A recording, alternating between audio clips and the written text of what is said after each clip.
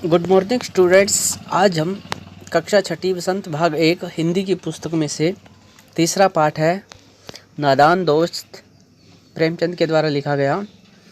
इस पाठ के प्रश्न उत्तर करेंगे। पहला प्रश्न है, अंडों के बारे में केशव और श्यामा के मन में किस तरह के सवाल उठते थे? वे आपस में ही सवाल जवाब करके अपने दिल को तसल्ली क्यों दे दिया करते थे?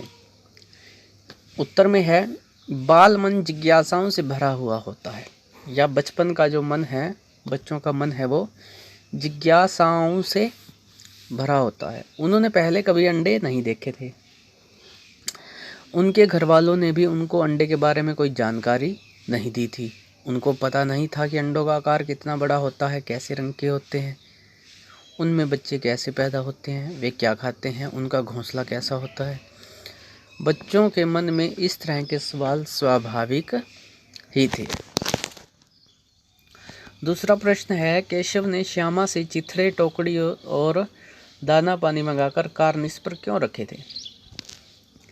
कार्निस पर चिड़िया के अंडे थे। केशव और श्यामा ने सोचा कि अंडों से बच्चे निकल आए होंगे। उन्हें धूप से बचाने के लिए छत बनाना था, इसलिए टोकरी मंगाई गई। चिथड़ों से उनके लिए गद्दी बनाई गई। दाना पानी मंगाकर उनकी भूख मिटाने का प्रबंध किया गया। प्याली में खाने के लिए दाना और पानी रख दिया गया। प्रश्न नंबर 3 है, केशव और श्यामा ने चिड़िया के अंडों की रक्षा की थी या नादानी की थी? केशव और श्यामा ने अपनी ओर से तो अंडों की रक्षा करनी चाही, पर उनकी नादानी सिद्ध हुई। चिड़िया अपने अंडों की रक्षा स्वयं कर सकती थी। बच्चों ने अंडों की रक्षा करने के प्रयास में उन्हें छूकर गंदा कर दिया था। उन्हें नहीं मालूम था कि यदि वे अंडों को छू लेंगे तो चिड़िया उन्हें छोड़ ही देगी। वास्तव में वे तो उन अंडों की रक्षा करना चाहते थे, लेकिन नादानी में रक्षा में हत्या हो गई। प्रश्न नंबर 1 है, कहानी से आगे।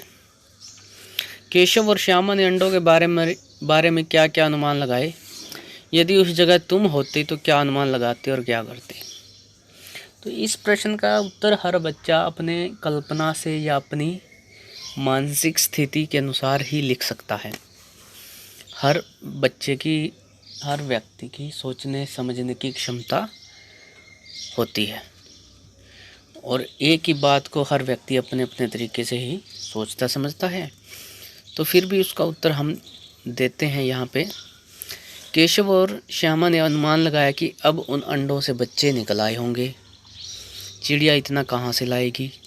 गरीब बच्चे इस तरह चू चू करके मर जाएंगे। उन्हें धूप से भी कष्ट होगा।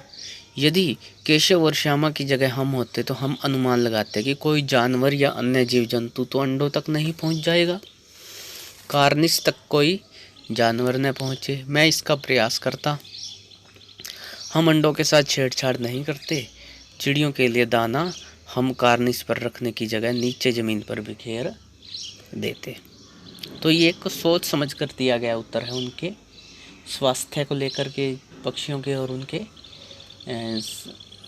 पर्यावरण को देख करके कि वो कैसे पर्यावरण में रहना पसंद करते हैं। प्रश्न नंबर 2 है, माँ के सोते ही केशव और श्यामा दोपहर में बाहर क्यों निकल आए? माँ के पूछने पर भी दोनों में से किसी ने किवाड़ खोलकर दोपहर में बाहर निकलने का कारण क्यों नहीं बताया?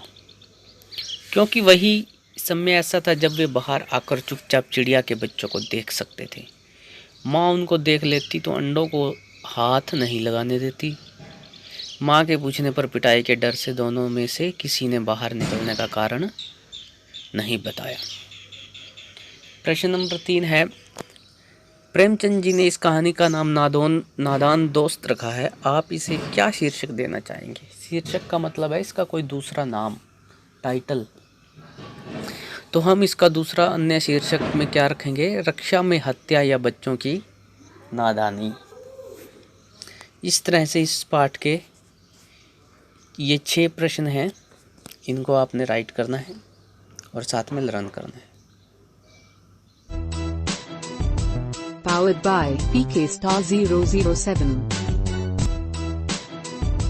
Powered by PK Star 007.